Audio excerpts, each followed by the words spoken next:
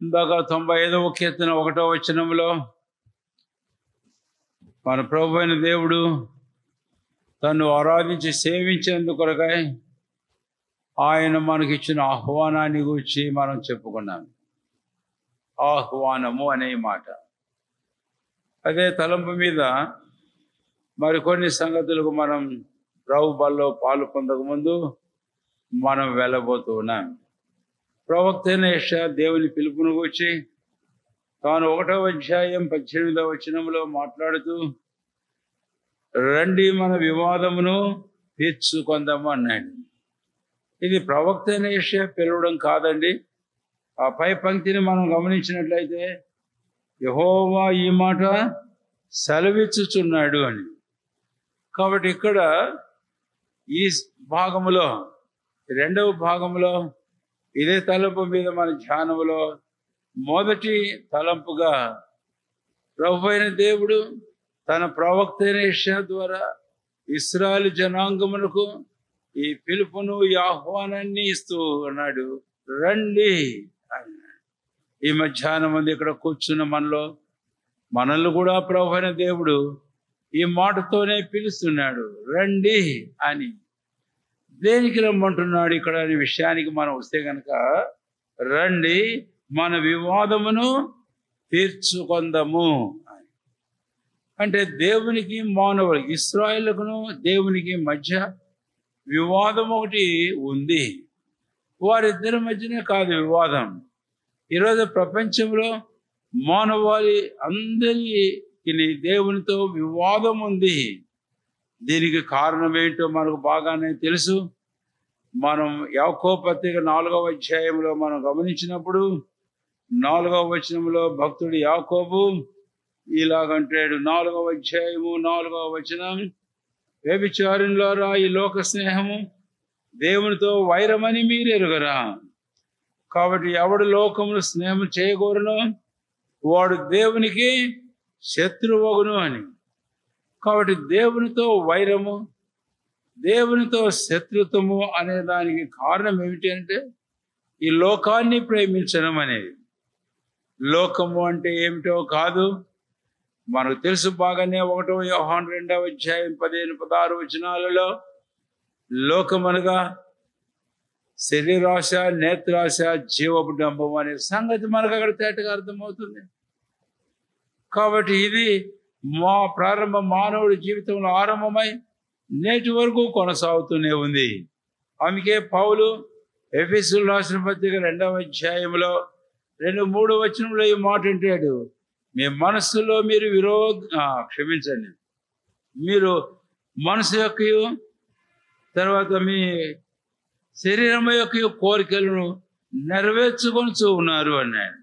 కొలసీలు రాస్తూ పౌలపస్తులు అలాంటి మాట మాట్లాడుతూ, మీ దుష్క్రియల వలన మీ మనసులో విరోధభావం కలవారై అన్న ఈ మాట కొలసీ పత్రికలో చాలా ప్రాముఖ్యమైన మాట. రండి అక్కడ చుటిగా ఈ మాట మనం చూస్తాం. 1వ అధ్యాయం తిరుపండి మీ బైబిల్ దయచేసి 21వ వచనం, మరియు గత కాలమందు దేవుని దూరస్తులను మీ దుష్క్రియల వలన మీ మనసులో విరోధ భావము కలవారినై ఉండిన మిమ్మును కూడా. ఈ మధ్యాహ్నం మంది ఇక్కడ కూర్చున్న మనం ఎవరమైనా ప్రభు అయిన దేవుని విషయంలో మనం విరోధమైన భావం కలిగి ఉంటే, లోకమును దాని ఆశలను మనం ప్రేమిస్తూ ఉంటే, మన శరీరం యొక్క మనసు యొక్క కోరికలు నెరవేర్చుకుంటుంటే, అదే మనకును దేవునికి మధ్య విరోధానికి, శత్రుత్వానికి, వివాదానికి కారణమైన సంగతిని మనము అర్థం చేసుకుందాం. మనకు తెలుసు, ఆది కాండంలో మనం గమనించినప్పుడు 6వ అధ్యాయంలో అక్కడ ప్రభు అయిన దేవుడు మానవుల పాపను బట్టి ఆయన విసిగిపోయినట్లుగా మాట్లాడుతూ ఆయన అంటాడు, నా ఆత్మ నరులతో ఎప్పుడూ ఏం చేయదు, వ్యాజ్యమాడదు. కాబట్టి పాపమును బట్టి దేవునికి మానవులకు మధ్య వైరము, విరోధము, శత్రుత్వము వారి మధ్య ఉంది. వ్యాజ్యం అనేది జరుగుతుంది. అయితే దేవుడు ఇష్టపడేలే ఆ వ్యాజ్యములాగా కొనసాగడానికి. ఈ మధ్యాహ్నం నీ విషయంలో కూడా ఒకవేళ ఇక్కడ కూర్చుని ఇంకెవరైనా ఏ వయసులో ఉన్నవారైనా నీవు ఈ స్థితిలోనే ఉంటే దేవునితో విరోధ భావంలో దుష్క్రియల వలన మీ మనసులో విరోధ భావం. మీరు అనొచ్చు, నేను ఎలాగా దేవునికి విరోధంగా ఉన్నాను, దేవుడు నాకు ఎలాగా శత్రువు అవుతాడు. కాదు, జవాబు ఇక్కడ ఉంది, నీ దుష్క్రియల వలన. దుష్క్రియలు నీళ్లు త్రావునట్టుగా దుష్క్రియలు చేసేవాడు. రండి, యోబు గ్రంథం 15వ అధ్యాయం 16వ వచనంలో చక్కని మాటను మనం చూస్తాం. ఇట్లుండగా అట్లుండగా హేయుడును చెడిన వాడును నీళ్లు త్రాగునట్లు దుష్క్రియలు చేయవాడును మరి అపవిత్రుడు కదా. ఇందుచేతనే దేవునితో వైరం విరోధము ఉంది. ఉన్నారా అలాంటి వారు ఇక్కడ కూర్చున్న వారిలో ఎవరైనా సరే? యెషయా గ్రంథం 1వ అధ్యాయం 18వ వచనం, రండి మన వివాదమును తీర్చుకుందాం. ఎందుకు వ్యాజ్యం? ఇంకెంత కాలం మనకు వ్యాజ్యం? కాబట్టి వద్దు, కమ్ రండి మన వివాదమును ఏం చేసుకుందామంట, తీర్చుకుందాము అని ప్రభు పిలుస్తున్నాడు. కాబట్టి ఈ 2వ వర్తమానంలో ఇది మొదటి తలంపుగా నేను మీకు జ్ఞాపకం చేస్తున్నాను. ప్రభు ఇస్తున్నటువంటి ఈ పిలుపుని జీవితంలో నీవు అందుకొని తగ్గించుకొని దీనుడువై హృదయమును కఠినం చేసుకోక ప్రభు అయిన దేవుని పిలుపును స్పందించి ఆయన రమ్మంటుండగా నీవు ఆయన వైపు తిరుగు. ప్రభు ఇదిగో వచ్చుస్తున్నాను, ఉన్న పోటునే, నా దుష్క్రియలు అనేకములు, నా అవిధేయ తిరుగుబాటు అనేకములు, నా ప్రాయాన్ని బట్టి లేక నా హృదయ కాఠిన్యాన్ని బట్టి నా జీవితంలో నీతో నేను విరోధంగా ఉన్నాను, నన్ను పిలుస్తున్నావు. ఇది కేవలం నీ ప్రేమ. ఈ మధ్యాహ్నం రావడానికి ఇష్టపడుతున్నాను, ఇదిగో నేను వచ్చుచున్నాను, నన్ను అంగీకరించు. రండి 1వ అధ్యాయం 18వ వచనం, ఆయన ఎందుకు వారిని పిలుస్తున్నాడు అనే విషయానికి మనం వస్తే, వివాదమును తీర్చుకుందాము అని అన్నప్పుడు నేను మరొక వాక్యం యెషయా గ్రంథంలోనే మీకు జ్ఞాపం చేయాలని కోరుతున్నాను. దీనికి పదం 27వ అధ్యాయము యెషయా గ్రంథంలో, యెషయా గ్రంథం 27వ అధ్యాయము అందరము కలిసి 5వ వచనం చదువుకుందాం. యెషయా 27:5 అందరం కలిసి బిగ్గరగా తేటగా చదవండి. ఈలాగున జరగకుండానట్లు జనులు నన్ను ఆశ్రయింపవలను, వారు నాతో సమాధాన పడవను, నాతో సమాధాన పడవను. ఇక్కడ ఈలాగున జరగకుండానట్లు అంటే వివాదంలోనే ఉంటే నిశ్చయముగా ఒక మనుష్యుడు మనిషికి శత్రువు అయితే తట్టుకోగలడేమో, కానీ ఒక మనిషికి దేవుడు విరోధి అయితే లేక దేవునికి ఒక మనిషి విరోధి అయితే తట్టుకోలేడు. అందుకే అన్నాడు, ఇలా జరగకూడనట్లు వారు ఏం చేయాలి అంట, వారు నన్ను ఏం చేయాలి, ఆశ్రయించాలి. ఇక్కడ ఇంగ్లీష్లో ఒక చక్కని మాట రాయబడింది. ఆశ్రయించడం ఒక చిన్న పదములో తేలేసినట్లుంది, కానీ ఇంగ్లీష్లో ఏమనిందంటే, let him take hold of my strength, let him take hold of my strength. ఇదిగో ఇలాంటి వారు ఎవరైనా let him take my strength, hold my strength, let him take let him take hold of my strength. ఏమిటి ఆ strength ఏంటి అనేది మనం గమనించినట్లయితే, ఇందాక ఆరాధనలో బండలు వచ్చి మనం చెప్పుకున్నాం కదా, ఒక సందర్భం ఒక మాట ఉంది, the rock of our strength.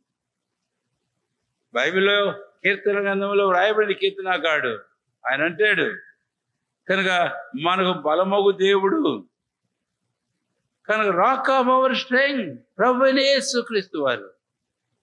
కనుక ఆయన దేవుని బాహువు. దయచేసి అర్థం చేసుకోవాలి, ఇక్కడ నా బాహువు అన్నటువంటి మాట యెషయా గ్రంథంలోనే తగిన మాట 59వ అధ్యాయం. రండి దయచేసి, ఏమిటి ఆయన యొక్క బాహువు? యెషయా గ్రంథం 59వ అధ్యాయం, రక్షింపనేరకు ఉండినట్లు యెహోవా హస్తము. కాబట్టి యెహోవా హస్తము ఏం కాలేదంటండి, కొరచ కాలేదు. సరే, ఇక హస్తాన్ని గురించి నేను చెప్పడం లేదు.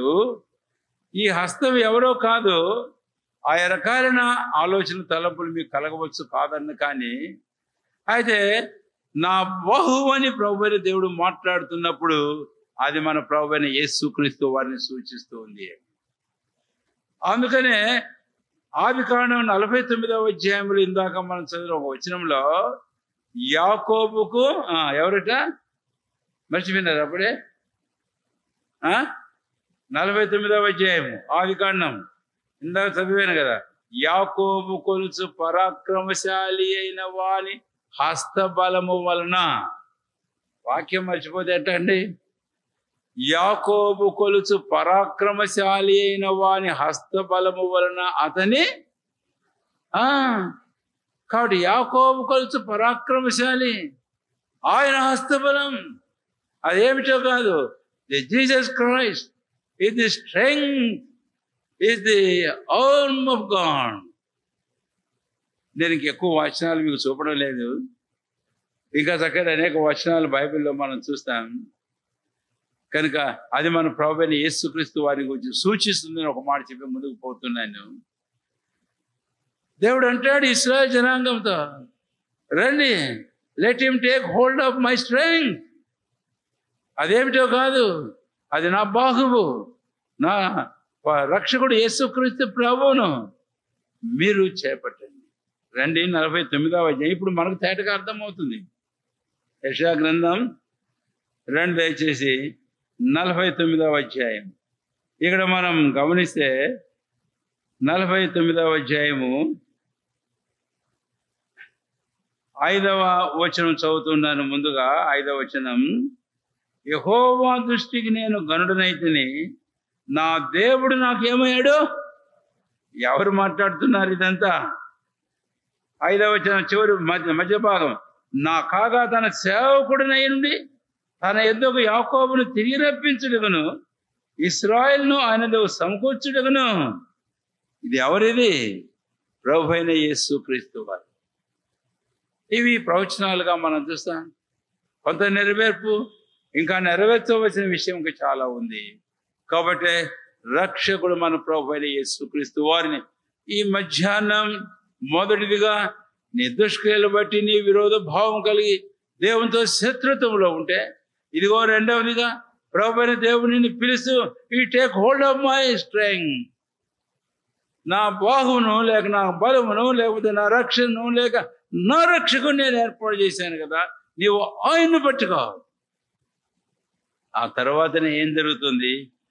యెషయా గ్రంథం 27వ అధ్యాయం తర్వాత ఏం జరుగుతుంది? దాని ఫలితం ఏంటి అని అంటే 5వ వచనం చివరి భాగం, నాతో సమాధాన పడవలను వారు నాతో.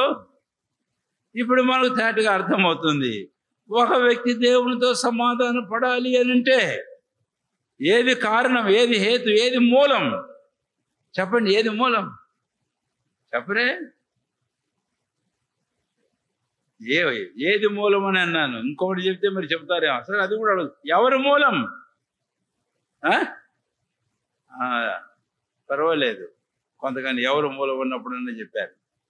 యేసుక్రీస్తు ప్రభు 1వ తిమోతి 2వ అధ్యాయం 5వ వచనంలో, దేవుడు ఒక్కడే, దేవునికి మనుషులకు మధ్యవర్తి ఒక్కడే, ఆయనే క్రీస్తు యేసును నరుడు. అందుకనే పౌలు అపోస్తలుడు ఎఫెసీయులు రాస్తూ 2వ అధ్యాయం 14వ వచనంలోను 16వ వచనంలోను ఆయన మన సమాధానమై ఉన్నాడు. ఎవరు? యేసుక్రీస్తుని గురించి మాట్లాడాడు. అందుకనే ఈ మధ్యాహ్నం ఇక్కడ కూర్చున్న వారు ఇంకెవరైనా ఇంతవరకు నీ జీవితంలో ఎప్పుడైనా మొదలంపు దేవునితో నీ విరోధంలో ఉన్నావు అయితే ఇలాంటి నిన్ను ప్రభు ఆహ్వానిస్తున్నాడు. 2వ తలంపు, take hold of my strength, ఇదిగో నా బలం, ఇదిగో నా బాహువును నువ్వు చేపట్టు, నువ్వు శరణుదొడు అని ఆయన అంటున్నాడు. అందుకే నిన్ను ఆహ్వానిస్తున్నాడు. కాబట్టి take refuge, take hold of my strength, who is my son the Jesus Christ, the salvation, the mediator of the world. అప్పుడు మూడవదిగా నాతో నీవేమవుతావట? సమాధాన పడతావు. అట్లా దేవునికి నీ మనుషులకు మధ్య ఉండే వివాదం తీర్చబడుతుంది. మొదటి తలంపు, the call and invitation for reconciliation with God. రెండవ తలంపుకు మనం వస్తాం. రండి దయచేసి రెండవ తలంపుకు మనం వస్తే యోహాను సువార్త క్షమించండి ఈ 50 క్షమించండి ఓకే యోహాను సువార్త 7వ అధ్యాయానికి వద్దాం. ముందు యోహాను సువార్త 7వ అధ్యాయం 37, 38, 39 వచనాలను మనం చూస్తాము. కానీ అన్ని వచనాలను ఇప్పుడు మనం చూడము. ఒక ప్రాముఖ్యమైన మాట నేను జ్ఞాపకం చేస్తాను, దయచేసి మీరు గమనించాలి అని. 37వ వచనం అందరం కలిసి చదువుకుందాం. ఈ ఒక్క వచనం.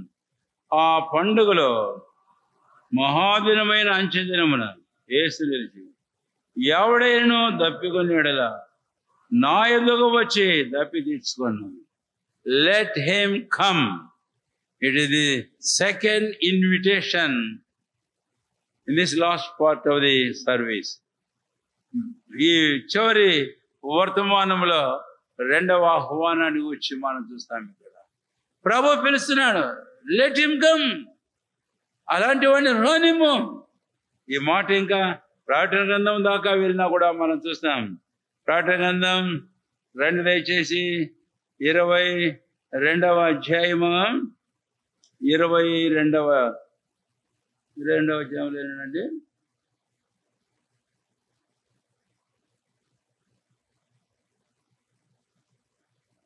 సరే గుర్తులేని దానికోసం ఎందుకు వెతకడం. కానీ 22వ అధ్యాయం 17వ వచనం చివరి భాగంలో దప్పికొనిన వానిని రానిము, ఇచ్చేయించు వానిని జీవజలమును ఉచితముగా పుచ్చుకొన నిమ్ము. ఇప్పుడు ఇక్కడ రెండవ తలంపుకు మనం వెళితే కనుక ప్రభువైన దేవుడు మానవాళ్ళంటే ఇప్పుడు అందరినీ కాదు, లేకపోతే అందరికీ ఆ గొప్ప పండుగ దినాన్ని ఆహ్వానిస్తున్నట్టున్నాడు. అది దాదాపుగా పర్ణశాల పండుగ అని అనుకుంటాను.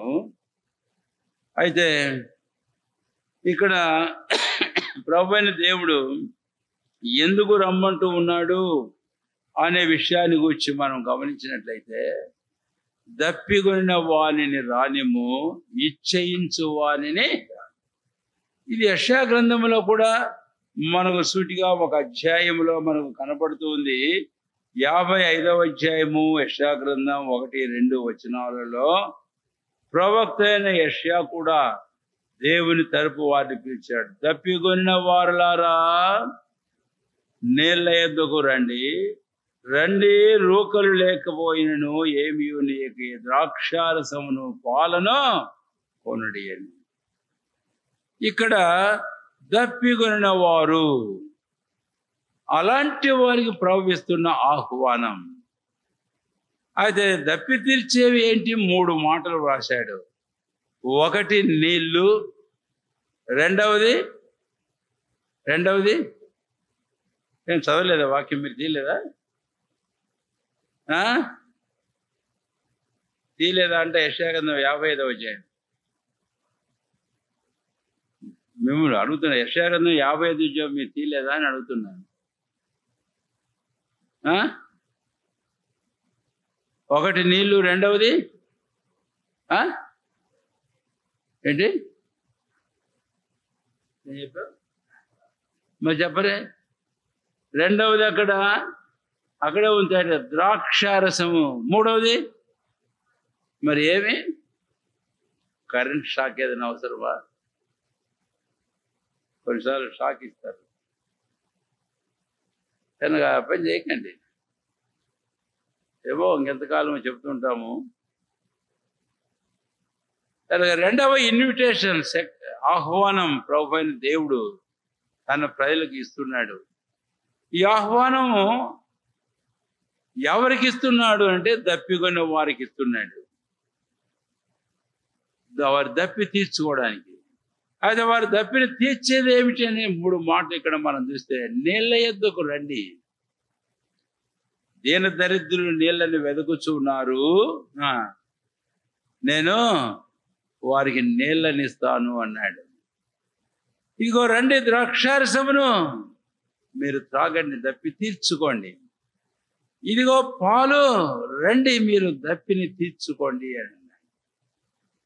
సరే, ఈ సంగతులు గురించి నేను వ్యాఖ్యాన్ని పోతున్న ఈ 3 సంగతులు గురించి ఈ మధ్యాహ్నం ఒక మాట ముందుగా జ్ఞాపం చేస్తున్నాను. మన థర్స్ట్, మన దప్పిక ఎలాగుంది? How is our thirst? అసలు డూ వీ హ్యావ్ థర్స్ట్? మనకు దప్పిక, దాహం అనేది ఉంటుందా? అది ప్రశ్న మనం వేసుకోవాల్సిన ప్రాముఖ్యమైన ప్రశ్న. చాలా మందికి ఆ దప్పిక అనేది అర్థం కావడం లేదు. కీర్తనాకారుడు దావీదు తన గురించి తాను మాట్లాడేటప్పుడు ఒక మాట అంటాడు కీర్తనల గ్రంథంలో. రండి దయచేసి కీర్తనల గ్రంథం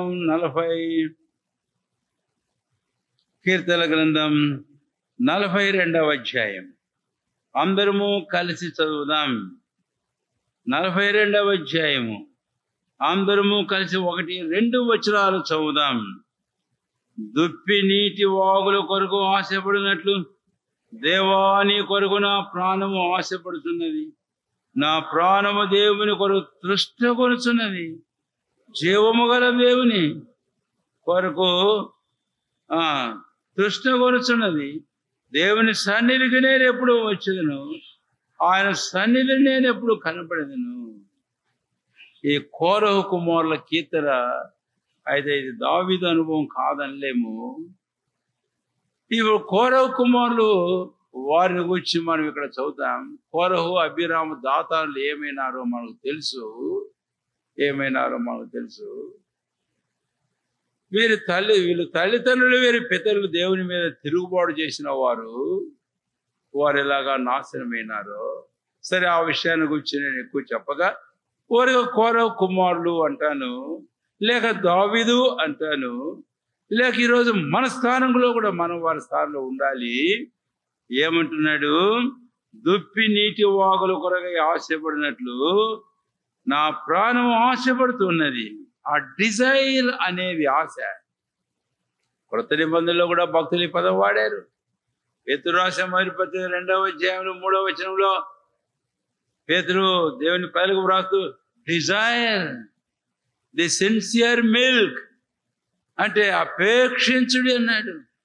కాబట్టి మన ఆశ ఎలాగుంది, మన అపేక్ష ఎలాగుంది.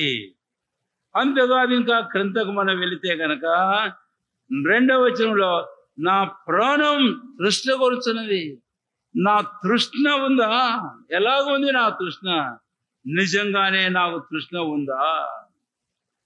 అది మనం ప్రశ్నించుకోవాల్సిన ప్రాముఖ్యమైన విషయం. చాలాసార్లు శారీరకంగా ఆకలి అనేది లేకపోతే ఆలస్యమే జయం. దేనికి అంటే అది కూడా చెప్పాలి. నేను పాలు తాగడం లేదు పిల్లోడు, పాలు తాగడం లేదు పిల్లోడు, పాలు తాగడం లేదు పిల్లోడు అంటే ఏం చేస్తావు? నీళ్లు తాపుతా ఇంట్లో దుప్పటిగా పండుకోబెడతారా? ఏం చేస్తారు మరి? బా, ఎంత మంచి మనుషులు అంటే మీరు. ఏం చేస్తారంటే అది కూడా తెలియదు, అంటే చేసినట్టు కూడా లేదు. ఎప్పుడు డాక్టర్ దగ్గర తీసుకోరాయా? మీరు పోరా? ఆకలి లేదంటే మీరు పోవడం లేదా? నాకు తెలియదు. పోతారు. శారీరకంగా ఆకలి లేకపోతే ఏం పోతే పోయి, ఆకలి లేకపోతే మిగులుతుంది ఇంట్లో అనుకోని ఊరకుండొచ్చుగా. ఉండవే 30 తిప్పలు పడి 3 చెరువు నీళ్ళు తాగినా 10 రూపాయలు తెచ్చుకొని ఎక్కడి నుంచో డాక్టర్ దగ్గర పోతామే. ఎందుకు నాకు ఆకలి వేయడం లేదు? ఏం ఫాల్ట్ ఉంది? తిప్పలు పడతాం కదా. మరి ఆధ్యాత్మికమైన ఆకలి తృష్ణ నీకు ఎందుకు లేదు? ఎందుకు ఎప్పుడు ప్రశ్నించుకోలేదు? దేవుని కొరని తృష్ణ లేదు, ఆయన సన్నిధి కొరని తృష్ణ లేదు, నీళ్ళ కొరకైన తృష్ణ లేదు, ద్రాక్షారసం కొరకు తృష్ణ లేదు, పాల కొరకైన తృష్ణ లేదు. ఎందుకు లేదు? పరీక్షించుకోవా మరి? అది లేకపోతే ఇది ఉంటే చాలు. ఏది ఉంటే శారీరకంగా ఆకలి ఉంటే, దాహం ఉంటే తమ్ముడు తినడం. ఈ మధ్య కాలంలో నెల్లు రోడ్లో ఎక్కువ తిరుగుతూ ఉంటాయి. ఎప్పుడు చూసినా ఒక చోట చూస్తాను తప్పకుండా ఆ రోడ్డు పోతే. అది ఎందుకు కొత్తగా పెట్టారు, హుందూరా ఏదో కూల్ డ్రింక్ షాప్ అని, హుందూరి. ఇక మావాడు ఒకసారి వస్తా నాతో, నా చిన్నవాడు అన్నాడు ఇక్కడ స్పెషల్ బాదం మిల్క్ దొరుకుతాయి అబ్బతాత అన్నాడు.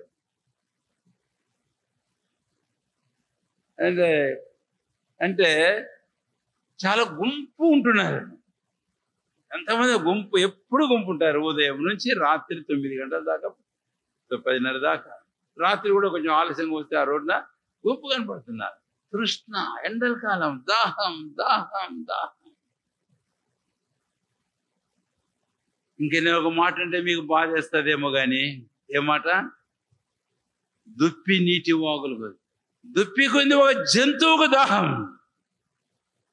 దానికి అర్థమవుతుంది దాని దాహం ఏంటో, దానికి అర్థమవుతుంది దాని ఆకలేంటో, దాని తృష్ణ ఏంటో. మనుషులం, విశ్వాసులం, మన దాహం సంగతి ఏంటి? ఎప్పుడన్నా అడుక్కున్నావా? ఒకసారి ప్రశ్నించుకుందాం. Let us examine how is the thirst of our life. మన జీవితంలో మన దాహం, మన ఆకలి ఎలాగుందో ఒక్కసారి పరీక్షించుకుందాం. అదేగా దాటిపోతుంటే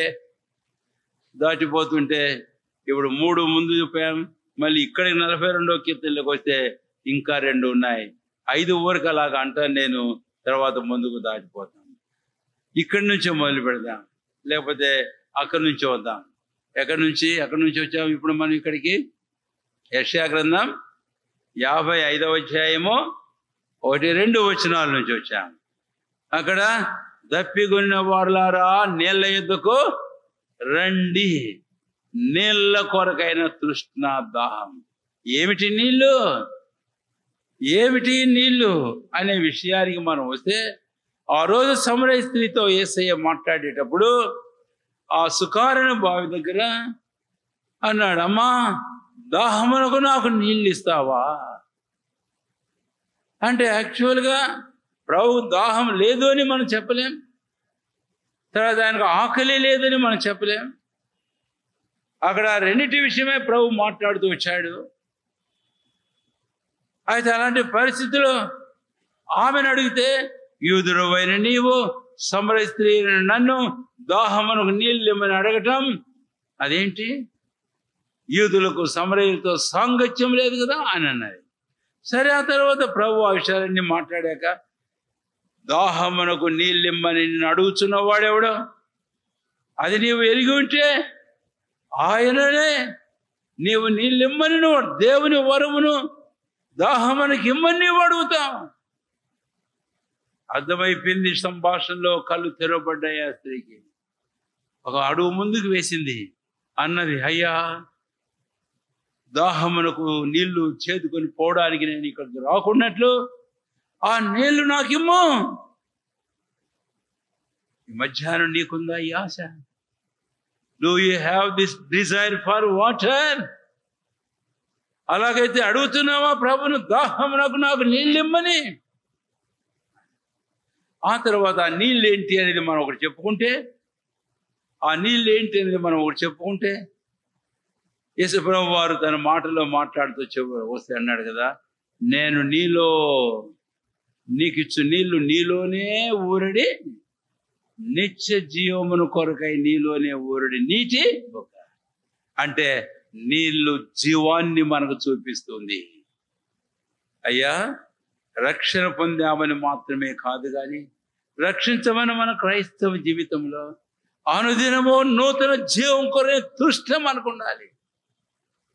మన యేసుప్రభు వారు చెప్పాడు, యోహాను సువార్త 10వ అధ్యాయము 9-10 వచనాలలో 11 వచనాలలో, గొర్రెలకు జీవము కలుగుటకును అంటే మీరు చెప్పమని అర్థం, అది సమృద్ధిగా కలుగుటకును నేను వచ్చి తిని అన్నాడు. చెప్తా ఉండండి, ఏం ముత్యాలు ఏమి రాలిపడవు. రాలితే మళ్ళీ కొంచెం జేబులు వేసుకోండి. ముత్యాలు రాలుతాయో పళ్ళు రాలుతాయని భయపడుతున్నాను, నాకేం అర్థం కావడం లే. ఇదంతా ఆన్లైన్లో పోతుంది దేశ విదేశాలకు, అందరు వింటూ ఉంటారు ఇక మీ సంగతి.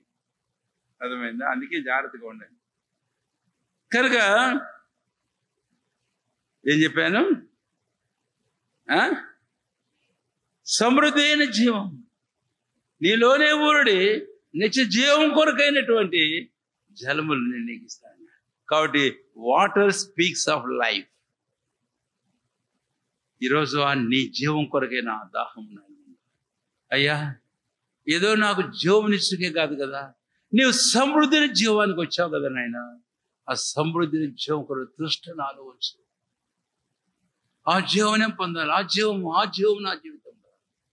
చాలాసార్లు కూరుతూ ఉన్నటువంటి వారంగా ఉంటాను.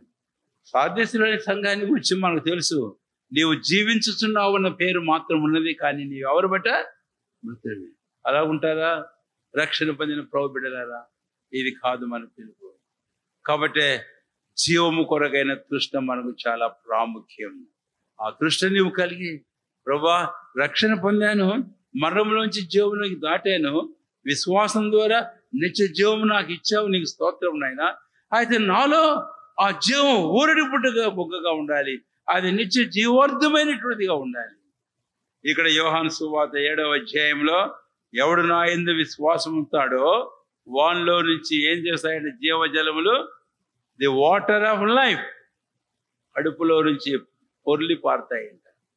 నేను కారులో పోతుంటే మా చిన్నవాడు ఒక ప్రశ్న వచ్చింది మా మధ్యలో. ఏం ప్రశ్న? కృష్ణా నది ఎక్కడుంది అంటే ఇదో ఇక్కడ ఉంది. పెన్నా నది ఎక్కడ ఉంటే మా చిన్నవాడు వెంటనే జవాబిస్తూ నీ కడుపులో ఉంది అన్నాడు.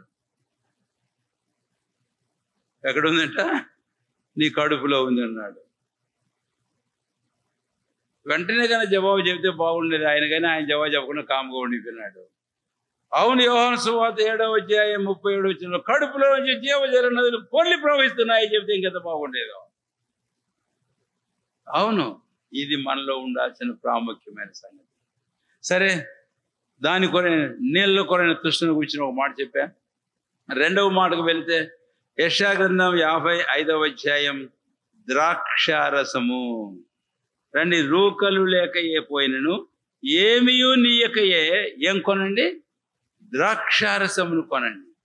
కాబట్టి 2వ తృష్ణ ద్రాక్షారసం కొరకు మన జీవితంలో మనం కలిగి ఉండాలి. ద్రాక్షారసం ఏం చూపిస్తుంది అనే విషయానికి మనం వస్తే 104వ కీర్తన గ్రంథం దయచేసి రండి. కీర్తన గ్రంథం 104వ అధ్యాయము 15వ వచనం మొదటి 2 పంక్తులు చదువుదాం అందరం కలిసి.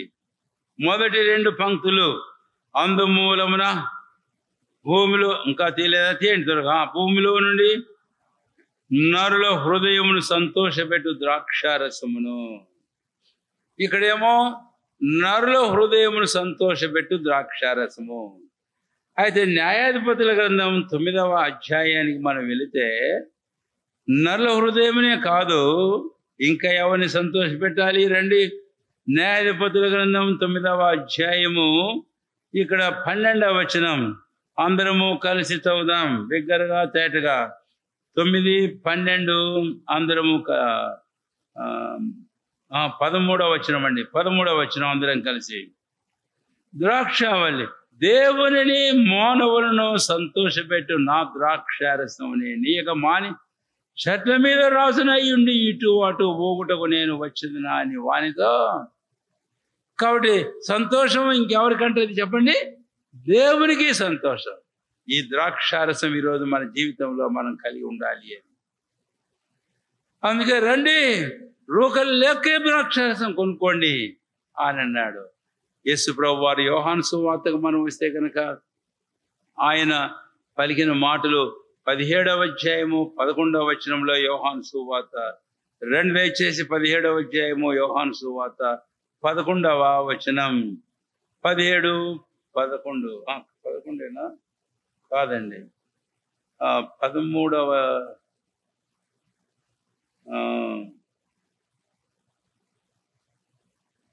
తొందరపడతా ఉన్నాను. నా సంతోషం పరిపూర్ణ 15వ అధ్యాయమే. 15వ అధ్యాయము రైట్. 15వ అధ్యాయం 11వ వచనం. ఓకే. మీ యందు నా సంతోషం ఉండవలనియు, మీ సంతోషం పరిపూర్ణం కావాలని ఈ సంగతులు మీతో. ఇక్కడ ద్రాక్షారసం దేని గురించి మాట్లాడుతుందో చెప్పుకున్నాక సంతోషం అనేది ప్రభు అంటాడు, ఈ 15వ అధ్యాయంలో అవిశ్వాసులతో మాట్లాడలేదండి, విశ్వాసులతో శిష్యులతో మాట్లాడుతున్నాడు. ఏమన్నాడు? నా సంతోషం మీ యందు ఉండవల. ఆ సంతోషం ఏం కావాలా? పరిపూర్ణం కావాలి. అడగచ్చు మనం మన జీవితంలో, ప్రభువా నీవు అన్నావు కదా యోహాను సువార్త 15వ అధ్యాయం 11వ వచనంలో, నీ సంతోషం అయితే నా యందు ఉంది, అయితే ఆ సంతోషం ఇంకేం కావాలట? పరిపూర్ణం కావాలి, అధికం కావాలి, ఎక్కువ కావాలి. నాకు ఈ నాయనా ఆ మంచి ద్రాక్షారసం నాకు, ఆ ఎక్కువైన సంతోషం నాకు. కీర్తనాకారుడు దావీదు చెప్పగలిగాడు అన్నమాట. కీర్తన గ్రంథం 4వ అధ్యాయం 7వ వచనం, వారి ధాన్య ద్రాక్షారసములు విస్తరించిన నాటి సంతోషము కంటేనో అధికమైన సంతోషం నీవు నా హృదయంలో ఉంచు. చెప్పగలవా ఈరోజు? ప్రభువా నన్ను రక్షించమని దేవుని బిడ్డ, ఇట్టి సంతోషం మన జీవితంలో అనుభవించి ఆనందించడానికి ఆయన మనల్ని పెంచాడు. అంతేకాదు, ఈ సంతోషం కూడా ఎలాగుండాలి అన్నట్టు చెప్పండి. ఎలాగుండాలంటే ఈ సంతోషము కేవలం అది మనకే కాదు, మనం అనేకులకు ఈ సంతోషాన్ని ఏం చేయాలి? పంచిపెట్టే వారంగా ఉండాలి. ఒక మాట జ్ఞాపం చేయనా? యోహాను సువార్త 5వ అధ్యాయం 35వ వచనం. ఒకవేళ అందరం కలిసి చదువుదాం. యోహాను సువార్త 5వ అధ్యాయము 35వ వచనం. 35వ వచనం అందరం కలిసి. అతడు మండుచు ప్రకాశించుచున్న దీపమై ఉండెను, మీరు అతని వెలుగులో ఉండి కొంతకాలం ఆనందించుటకు. ఎవరి వెలుగులో? యోహాను వెలుగులో. ఈ ప్రజలందరినీ కూర్చి మాట్లాడుతూ యేసయ్య అన్నాడు, అతని వెలుగులో ఉండి మీరు సంతోషించారు. ఈరోజు మనల్ని కూర్చి మాట చెప్పగలనా ప్రభు? నీ వెలుగులో నీ భర్త సంతోషిస్తున్నాడా? నీ వెలుగులో నీ భార్య సంతోషిస్తుందా? తల్లిదండ్రుల వెలుగులో పిల్లలు సంతోషిస్తున్నారా? పిల్లలు వెలుగులో తల్లిదండ్రులు సంతోషిస్తున్నారా? మన జీవితంలో సహవాసంగా కలిసి ఉండల వెలుగులో ఆ సంతోషాన్ని మనం పంచుకొని అనుభవించి ఆనందిస్తున్నామా అనేది ప్రశ్నించుకోవాలి. సీయోను గురించి ఒక మాట రాశాడు. కీర్తన గ్రంథం 48వ అధ్యాయమేమో, రండి దయచేసి. కీర్తన గ్రంథం 48వ అధ్యాయం అందరము కలిసి మనము చదువుదాం. 48వ కీర్తనల గ్రంథము, రండి దయచేసి. 2వ వచనం అండి. 48:2 అందరం కలిసి. ఉత్తర దిక్కున మహారాజు పట్టణమైన సియోను పర్వతం రమ్యమైన ఎత్తుగల చోట నుంచబడి సర్వభూమికి. కాబట్టి ఒక వ్యక్తికి, ఒక కుటుంబానికి, ఒండరులకు, అనేకులకు సంతోష కారణంగా ఉంది. మన జీవితాలు ఎలాగున్నాయి? నిజంగా మనం ఈ ద్రాక్షారసమైన సంతోషం కొర తృష్ణ మనకుందా? మంచిదే. ఆ ద్రాక్షారసమైన సంతోషాన్ని అనేకులతో పంచుకునేటి సాధనాలుగా మన జీవితంలో మనం ఉన్నామా? మరొక మాట ఈ ద్రాక్షారసం గురించి నేను చెప్తే, న్యాయాధిపతుల గ్రంథం 9:13 మనం చదివాం కదా. ఎవరిని సంతోష పెట్టాలంటే చెప్పండి, దేవుణ్ణి సంతోష పెట్టాలి.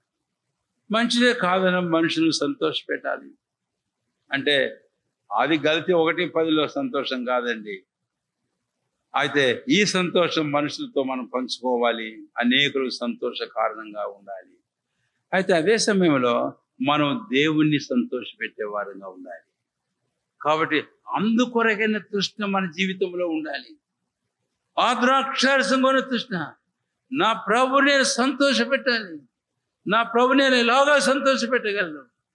బైబిల్ అంటుంది, ప్రభు అడుగుతున్నాడు తన ఆత్మ ద్వారా, తన అపస్తుల ద్వారా. 1 కొరింథీ 7వ అధ్యాయం. చెప్పండి మీ బైబిల్ త్వరగా. కొరింథీయులకు రాసిన మొదటి పత్రిక 7వ అధ్యాయం. 7వ అధ్యాయము దయచేసి రండి. 32వ వచనం అందరము కలిసి చదువుకుందాం. 32 మీరు చింతలేని వారై ఉండవలనని కోరుచున్నాను. పెళ్లి కాని వాడు ప్రభుని ఎలాగూ సంతోష పెట్టగలని ప్రభు విషయమైన కార్యములను గూర్చే, అంటే మీరు పెళ్లి చేసుకోవద్దని చెప్పడం లే, అర్థమైందా? మళ్ళీ అదనుకోండి పెళ్లి చేసుకోవడం మానేసారు, నాకు వద్దు పెళ్ళి అన్నది. పెళ్లి చేసుకోండి, పిల్లలు కనండి. ఇది దాని అర్థం కాదు. పెళ్లి చేసుకోకుండా ఉంటేనే ప్రభు సంతోష పెడతావు అనేది కాదు. ఇక్కడ మీరు మిస్అండర్స్టాండ్ చేసుకోకూడదు. ఇక్కడ సబ్జెక్ట్ ఏంటంటే పెళ్లి కాకపోయినా పెళ్లి అయినా, అర్థమైందా? జీవితంలో అన్ని పరిస్థితుల్లో మనకు ఒక ధ్యేయం ఒకటి ఉండాలి. నా ప్రభువును సంతోష పెట్టాలి. ఇదిగో ద్రాక్షారసం నాకుంది, నా ద్రాక్షారసం నీకు మానిక నేను పొందాను, నేను అనేకులతో పంచుకుంటాను. అంతవరకు దప్పికొన్నారు, అయిపోయింది ద్రాక్షారసం చెప్పారు, ఆఖరికి మంచు ద్రాక్షారసం. అంతేకాదు మన ప్రభును మనం సంతోషపెట్టే ద్రాక్షారసం నాలో నాకుంది. ద్రాక్ష చెట్టు అంటుంది, దేవుణ్ణి సంతోషపెట్టు, మానవులు సంతోషపెట్టు, నా ద్రాక్షారసం నేను నీకు మానవుడునా. కాబట్టి ఈరోజు మానేం మనం ఇతరులకు సంతోషం పంచిపెట్టు, ప్రభు సంతోషం, ప్రభును సంతోషపెట్టే ద్రాక్షారసం లేదు. అందుకొరగా ఈరోజు మన జీవితంలో మనకు తృష్ణ, ద్రాక్షారసం కొరకైన తృష్ణ మనకు ఎంతైనా అవసరము. తర్వాత 3వ తృష్ణ దేనికి చెప్పండి? 3వ దేనికి?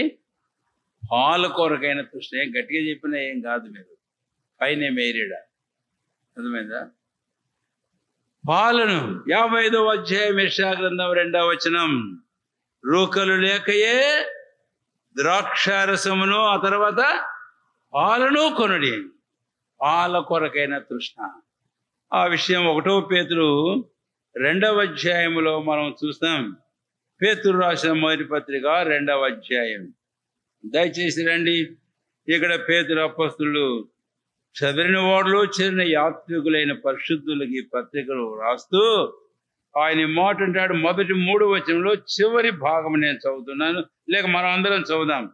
క్రొత్తగా జన్మించిన అనే కాడ నుంచి మనం అందరం చదువుదాం. క్రొత్తగా జన్మించిన శిశువులను పోలిన వారై నిర్మలమైన వాక్యమును పాల వలన రక్షణ విషయంలో ఎదుగు నిమిత్తం ఆ పాలను. కాబట్టి పాల కొరకైన మన తృష్ణ దాహము ఎలాగా ఉంది ఇక పాలు దేవుని వాక్యానికి మనం వెళితే ఏం చూపిస్తున్నాయి అని అంటే, క్రొత్తగా జన్మించిన పిల్లలకి ఎలాగా పాలిస్తారో తల్లులు, అలాగే క్రొత్తగా జన్మించిన క్రైస్తవ జీవితంలో దేవుని పిల్లలమైన మన జీవితాల్లో కూడా పౌలు అపొస్తలుడు అంటాడు కదా, నేను మిమ్మల్ని పాలతోనే పెంచాను. అయితే ఇక కేవలం పాలే కాదు, వయస్సు భయపడుతుండేటప్పటికీ పాలే కాదు, మీరు దేన్ని అపేక్షించాలంట? బలమైన ఆహారమును కూడా మీరు అపేక్షించాల. పాలు త్రాగువాడు ఎవడంటండి? వాడు శిశువే. 1 కొరింథీ 3వ అధ్యాయం 1వ వచనం చివరి భాగములో క్రీస్తునందు పసిబిడ్డలే అనియు. చూసారా? క్రీస్తునందు పసిబిడ్డలే అనియు. 2వ వచనం, అప్పటిలో మీకు బలము చాలకపోయినందున పాలతోనే మిమ్మల్ని పెంచుతుని గాని అన్నముతో మిమ్మల్ని పెంచలేదు. మీరింకను శరీర సంబంధులై ఇంటి వలన ఇప్పుడునో మీరు బలహీనులై ఉన్నారు కారా. అంటే వయస్సు భయపడిన తర్వాత మీరంటాడు, నేను మనుషులతో మాట్లాడినట్టు నేను మీతో మాట్లాడవలని మాట్లాడలేకపోతుని.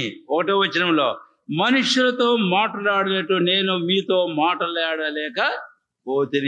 మరి ఎవరితో మాట్లాడాల్సి వచ్చింది? ఇప్పుడు క్రీస్తులో పసిబిడ్డలే. వయస్సును బట్టి చూస్తే మనుషులుగా ఉండవచ్చు. అంటే ఓ చిన్న బిడ్డను పట్టుకొని ఒరే మనిషి ఇటురారా అని అంటామా? అన్నాం. చిన్నోడా బిడ్డ ఇటురా అని పిలుస్తాం. అయితే వయసు వచ్చిన వాళ్ళు ఏమంటాం? సీ దట్ మ్యాన్ అంటాం. చిన్నోడైతే సీ దట్ చైల్డ్ అంటాం. అవును, ఈరోజు రక్షించబడి ఎంతకాలమైంది? మనం ఇక చిన్న బిడ్డలం కాదే, మనం బాలులమే, యువకులమే, తండ్రులమే, తల్లులమే, వయస్సు వచ్చిన వారమే. అయితే పౌలు కొరంథీ సంఘానికి రాస్తూ, మీరేంటి ఇంకా పాలు బలహీనులుగా ఉన్నప్పుడు పాలు దాపి మీరు పెంచా, అయితే ఇప్పుడు మనుషులతో బలవంతులతో మాట్లాడాలని కోరుతుంటే మీరు ఇంకనూ బలహీనులుగానే కనపడుతున్నారు. అంటే వారు పాల కొరైన అపేక్ష కూడా అంత లేదు, అన్నము కొరైన అపేక్ష ఇంకా అసలే లేదు, బలమైన ఆహారం కొరైన అపేక్ష ఇంకా అసలే లేదు. మనలో చాలా మంది పెట్టున్నామంటే ఇంకా పీక నోట్లో పెట్టుకుంటేనే నిద్రపోయేది మనం. ఏ పీక అంటే మీకు తెలుసుగా, ఏడుస్తుంటే ఆఖరికి ఏం చేస్తారు, అమ్మాడు లేకపోతే పీక నోట్లో పెడతారు వీడికి, అది చప్పరించుకుంటా పడుకుంటాడు. విశ్వాసం ఎట్ట తయారైనామంటే, నాకు గ్లాస్ వద్దు, నాకు పీకే పెట్టు. ఇంకెంతకాలం నీకు పీకి పెట్టి పాలు దాపాలి? మనుషులు మన పిల్లల విషయంలో కూడా అదే పాటిస్తున్నామా? నీ పిల్లలకు పుట్టిన తర్వాత 3 సంవత్సరాలు 5 సంవత్సరాలు పీక పాలు ఇస్తున్నావా పీకి పెట్టి? లేదే. మరి నీ జీవితం, కొత్తగా జన్మించే శిశువే నీవు ఇంకా పీకికే పరిమితమైనావా? పాల బుడ్డికే పరిమితమైనావా? లేక అన్నానికి ఆకలి నీలో పెరిగిందా?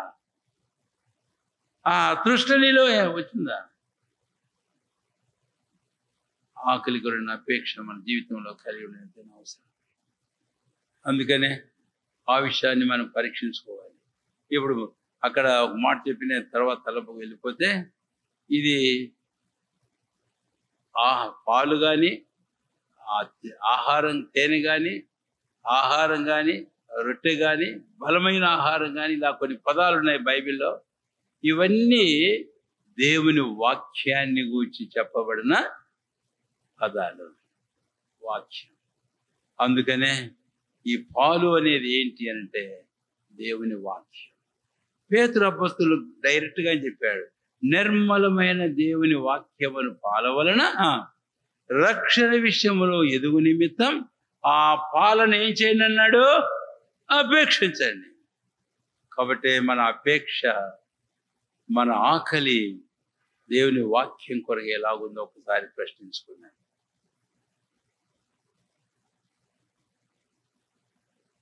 తర్వాత ఇంకో మాట వెళ్తాను. 43వ కీర్తన గ్రంథం, ఇందాక మనం అక్కడికి వెళ్ళి వచ్చాం కదా. 43వ కీర్తన గ్రంథం దయచేసి రండి త్వరగా. కీర్తన గ్రంథం 43వ అధ్యాయం. నేను చదివే భాగం గమనించండి దయచేసి. 2వ వచనం చివరి భాగం. దేవుని సన్నిధికి నేను ఎప్పుడు వచ్చేదను, ఆయన సన్నిధిని నేను ఎప్పుడు కనబడేదను. ఇక్కడ దేవుని సన్నిధి కొరకైన తృష్ణ, అదే కదా 1-2 వచనాలు ఇందాక మనం చదివాం. నేను తప్పికొంటున్నాను, నా ప్రాణం ఆశపడుతుంది, నా ప్రాణం తృష్ణ కొని ఉంది. దేని కొరకు? దేవుని సన్నిధికి నేను ఎప్పుడు వచ్చేదను, ఆయన సన్నిధిని నేను ఎప్పుడు కనబడేదను. 4వదిగా ఈరోజు మన జీవితంలో దేవుని సన్నిధి కొరకైన అపేక్ష, ఆకలి, దాహం ఎలాగా ఉంది. అది కూడా చాలా మందికి జీవితంలో మందగించింది, మందగిల్లిపోతుంది. అందుకనే వ్యక్తిగతంగా ఒక వ్యక్తి దేవుని సన్నిధిని ప్రేమించడం లేదు. ఒక మాట అడుగుతున్నాను దయచేసి, ఈ ప్రశ్న నీ జీవితానికి, మన జీవితానికి అన్వయించుకున్నా. నువ్వు ఎంతసేపు దేవుని వాక్యంతో ప్రభు సన్నిధిని ఒంటరిగా కూర్చుంటున్నావు? ఇక్కడ ఒక్కొక్కరి వైపు చూసి నేను అడుగుతుంటాను, ఒక్కొక్కరి వైపు చూసి. అర్థమైందా?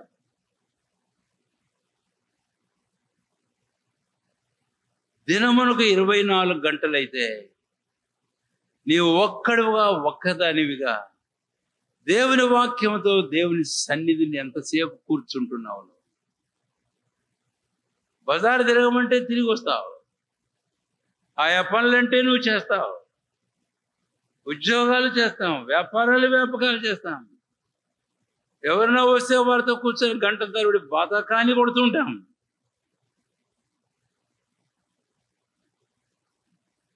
మంచిదే, చదువుకోవద్దని నేను చెప్పడంలే. చదువులంటే నీవు పుస్తక పురుగు అని నీకు ఒక పేరు ఉంటుంది, మంచిదే కాదను. అయితే దేవుని సన్నిధి నువ్వు ఎంతసేపు కూర్చుంటున్నావు? అదిగో చూడండి, దావీదు. దావీదుకి ఏం పని పాట లేక ఆ సన్నిధి కూర్చుంటానన్నాళ్లే. దావీదుకు పని లేదా అనవు? దావీదు కాదు, దావీదు ఇంట పనివారంగా ఉన్నా కూడా వాళ్ళకు కూడా సాటిగా. ఇక దావీదుతో పోల్చుకుంటే దావీదు గొప్ప రాజ్యానికి రాజు. ఎన్ని యుద్ధాలు, దివారాత్రాలు, కోర కుమారులు, వారి జీవితంలో ఎన్ని కష్టాలు, ఇబ్బందులు, పరీక్ష పరిశోధనలు. అయితే వారు దేవుని సన్నిధి సన్నిధి సన్నిధి నేను ఎప్పుడు కనపడాలో, జీవముల దేవుని సన్నిధి నేను ఎప్పుడు అగుపడాలి. ఉందా నీకు ఆకలి? ఈ తృష్ట నీలో ఉందా? దయచేసి గమనించండి. నేను ఎక్కువ మాటలు పదే పదే మాట్లాడడం కూడా మీరు అనుమతిస్తున్నారు కాబట్టి నేను మాట్లాడుతున్నా. ఎందుకు అనంటే మీ రెస్పాన్స్ అనేది నేను గమనిస్తుంటా, మీ ముఖాలు చూసి. దాన్ని బట్టి నేను ప్రేరేపించబడి మాట్లాడుతుంటా. అయితే నేను ముగిస్తాను. ఏంటి అంటే, ఇక్కడికి వచ్చిన ప్రతి ఒక్కొక్కరిని అడుగుతున్నాను ప్రభు తరపు ప్రతినిధిగా, దేవుని సన్నిధి నువ్వు ఎంతసేపు కూర్చుంటున్నావు? ఒక్కదిగా 10 నిమిషాల, అర్ధగంట, గంట, 2 గంటల కూర్చోడానికి అలవాటు చేసుకో, అభ్యాసం చేసుకో. దేవుని సన్నిధి నీ జీవితంలో ఎంత వాస్తవికమైనదిగానే అవుతుంది. ఆ దేవుని సన్నిధి వాస్తవికమైంది నీ జీవితంలో గొప్ప ఆశీర్వాదాన్ని తీసుకొని వస్తుంది. ఒక మాట జ్ఞాపకం చేస్తాను. కీర్తన గ్రంథం 16వ అధ్యాయంలో కీర్తనాకారుడు దావీదు మాట అంటాడు. కీర్తన గ్రంథం 16వ అధ్యాయం. ఇప్పుడు దయచేసి మీ బైబిల్లో కీర్తన గ్రంథం 16వ అధ్యాయం 11వ వచనం అందరము కలిసి చదువుదాం, బిగ్గరగా చదువుదాం. 16, 11. జీవ మార్గమును నీవు నాకు తెలియజేసేదవు, నీ సన్నిధి సంపూర్ణ సంతోషము కలదు, నీ కుడి చేతిలో నిత్యము సుఖములు. కాబట్టి నీ సన్నిధిని సంతోషం ఉంది, సన్నిధిని సుఖములున్నాయి, సన్నిధిని జీవ మార్గం గురించిన బోధ ఉంది. కూర్చుంటావా ఇప్పటి నుంచైనా సన్నిధిని? దేవుని సన్నిధి కొన్ని తృష్టాన్ని జీవితంలో నీవు కలిగి ఉండి ఆ ప్రకారం చేయి. ఈ దావీదు యొక్క అనుభవం నీ అనుభవంగా అవుతుంది. ఆయన స్వరూప దర్శనం చేత తర్వాత 17వ అధ్యాయానికి వస్తే, నా ప్రతి అవసరం తీర్చుకుందాను, అలాగా తీర్చుకుంటాను. దావీదు యొక్క ప్రార్థన తన కొరకే కాదు, తన సంతానం కొరకే ఏం చేశాడో రండి. 2వ సమూయేలు గ్రంథం 7వ అధ్యాయం. 2వ సమూయేలు గ్రంథం 7వ అధ్యాయం. 7వ అధ్యాయము 2వ సమూయేలు గ్రంథం 29వ వచనం. అందరం కలిసి చదువుకుందాం. 2వ సమూయేలు 7:29. అందరం కలిసి, దయచేసి నీ దాసుడు నా కుటుంబం నిత్యము నీ సన్నిధి ఉన్నట్టుగా దాన్ని ఆశీర్వదించు. యెహోవా నా ప్రభువా, నీవు సెలవిచ్చి ఉన్నావు, నీ ఆశీర్వాదం నుండి నా కుటుంబం నిత్యము. తన కుటుంబాన్ని గురించి ఆశ కూడా దావీదులో చూస్తాం.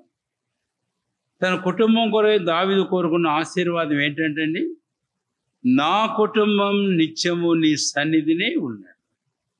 ఇక్కడ కుటుంబము అని మంచిదే, అది మరి విశేషంగా నొక్కి ఒక్కానించాలంటే తన సంతానాన్ని గురించి తను ప్రార్థన చేసినాడు.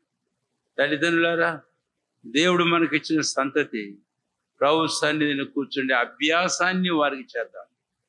Let us make our children to exercise sitting in the presence of God.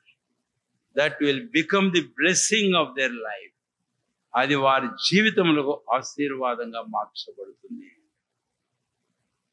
సరే, మార్త తొందరపడింది, మరి ఆయన పాదముల దగ్గర కూర్చుంది. తొందరపడకు, ప్రభు సన్నిధిని కూర్చుండి అభ్యాసం చేసుకోవాలి. ప్రభు నీ సన్నిధి నేను ఎప్పుడు అగుపడాలని నాకు ఆశ ఉందయ్యా, నాకు వీలు కలగచేయి. తీర్మానం చేసుకోవాలి, అలా గడప ప్రయత్నం చేయి. చివరికి నేను ఇక్కడే ముగించేయబోతున్నాను. 42 దయచేసి 3వ కీర్తన గ్రంథం 42వ కీర్తన అండి. 42వ కీర్తన గ్రంథం 2వ వచనం 1-2 ఉంది. దేవా నీ కొరకు నా ప్రాణం ఆశపడుతున్నది. 2వ వచనం, నా ప్రాణము దేవుని కొరకు తృష్ణ కొనుచున్నది. నా ప్రాణం దేని కొరకు తృష్ణ కొనుచున్నది అంటే చెప్పండి, దేవుని కొరకు తృష్ణ కొనుచున్నది. ఈరోజు మన జీవితంలో ఈ శరీర సంబంధమైన ఆహార పానాలు, శరీర సంబంధమైన ఆర్జన సంపాదనలు, లేక ఈ లోకములో మన ఉనికి, మన జీవనం కొరకైన సంగతుల విషయమైన ఆశలు మనం ఉండొద్దని చెప్పడం లేదు దేవుని వాక్యం, నేను చెప్పడం లేదు.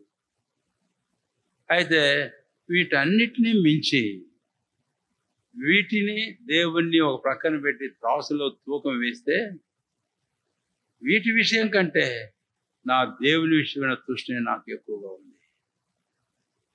ఇది వద్దని చెప్పడం లేదు.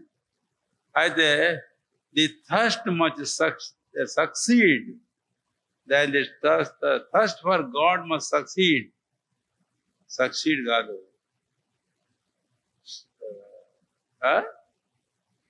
అధికం కావాలి, ఎక్కువ, దీనికంటే అది ఎక్కువగా ఉండాలి.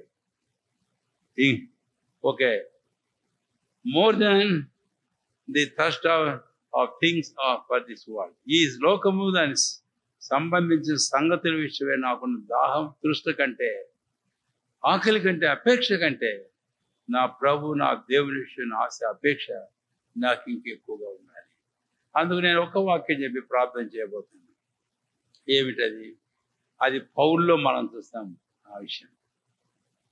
దైవజనుడు పౌలు అపోస్తలుడు ఫిలిప్పీయులకు రాస్తూ 3వ అధ్యాయంలో ఒక మాట ఇలాగంటాడు.